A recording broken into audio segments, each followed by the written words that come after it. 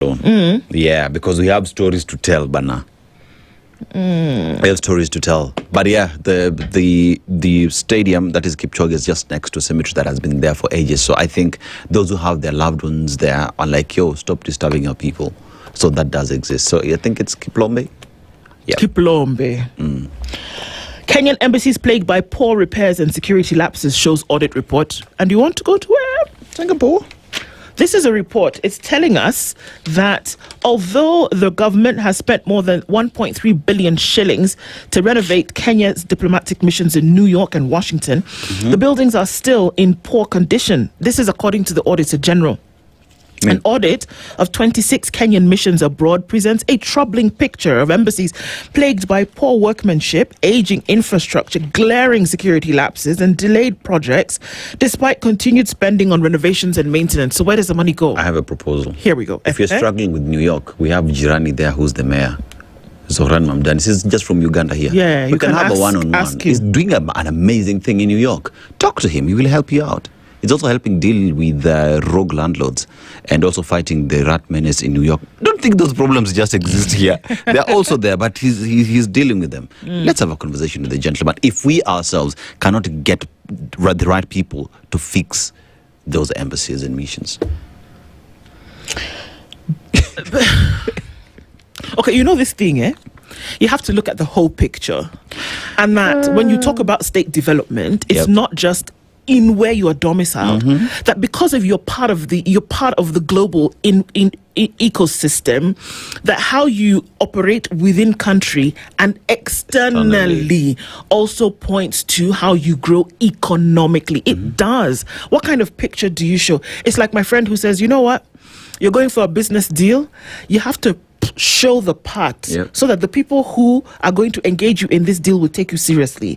You're not going to come with a dirty shirt and unpolished shoes. You're going to put on your best because you want to show these guys that you know what you're all about. Now, if your embassy is looking a certain kind of way, I visited the embassy in some of the countries whereby the folks who are ruling the roost are actually sitting in this coop.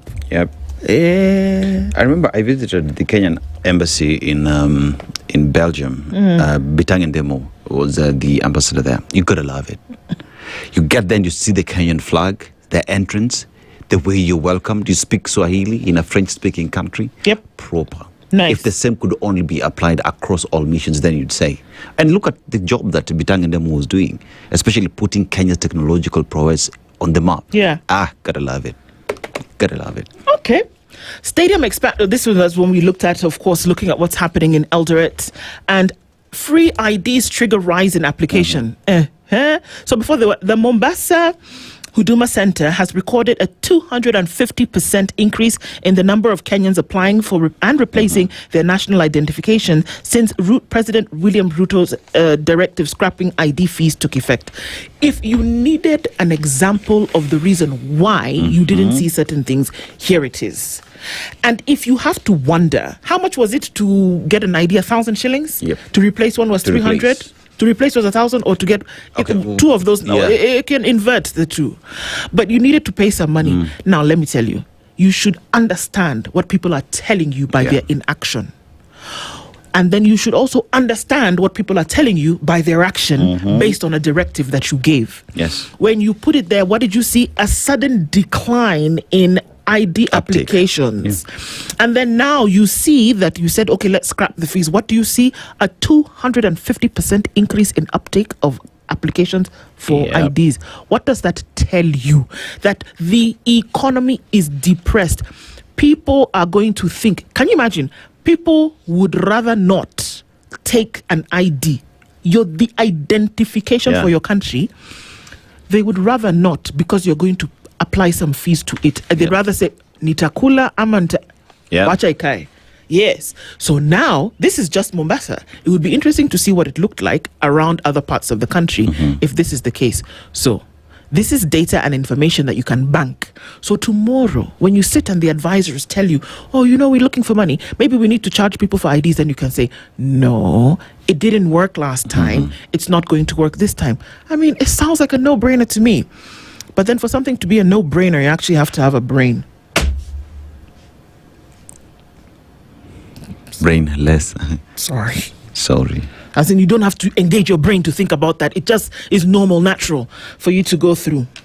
Starehe boys ride 1,100 kilometers to raise 10 million shillings to transform lives. Now, Yep. you see? Yeah. Okay. Do I need to say more? Nope. Okay, moving on.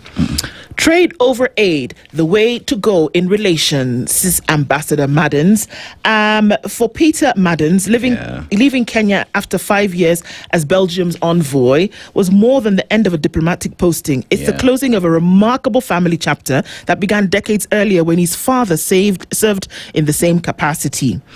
Peter Maddens was Belgium's ambassador to Kenya from 1975 to 1978 and presented his credentials to President Jomo Kenyatta. Years on, in September 2021, Peter Maddens presented his credentials to President Uhuru Kenyatta. That then came an almost poetic final link. As he prepared to leave Nairobi, Maddens bade farewell to President William Ruto, whom he describes in many ways as the political son of the president whom his father took leave of. 3 Belgian diplomatic generations, 3 Kenyan presidencies, and a relationship spanning decades. It's very special to me, said Maddens, of the coincidence, describing his appointment as his father's successor in Kenya as an enormous honor.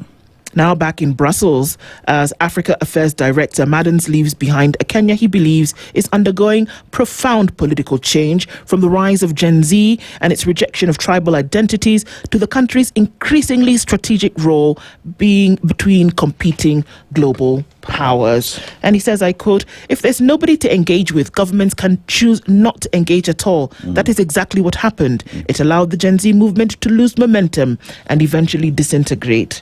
He's the outgoing Belgian envoy. He cherishes serving Kenya like his father did and calls for more partnership and less donor dependency. Love the one. Yep. The Belgian embassy is the only mission in Kenya that is 100% green. Yep. Yeah. 100% green. It's interesting because they were here and they talked about that everything that they do, and they were able to... His food is cooked using biogas. Yep. If you leave, he gives you hubs to go cook in your house. Gotta love the man. Absolutely. He did a wonderful job here. And it will be interesting to see how his shoes are filled. Kenya and the IMF, this toxic love-hate relationship continues. And it's on the front page of the Business Daily today. Kenya IMF revived talks, signal painful conditions. And it's like, it's the boyfriend who says to the girlfriend, okay, I like you, like me, I can give you something. However, you will not cross this door. Don't go and see other people. Yeah. But those are called conditions. 110 billion shillings is the financing Kenya was denied by the termination of the IMF agreement. Kenya has revived talks and said, we need money now. I beg, IMF, just hear me. A new support plan that will unlock loans and set taxpayers to painful conditions. The Central Bank of Kenya yesterday said it was expecting an IMF team to visit Nairobi soon for talks, wherein the two sides will also discuss the country's request for a new support program that will include a lending component, of course. They wanted 110B. IMF said nada. Kenya requested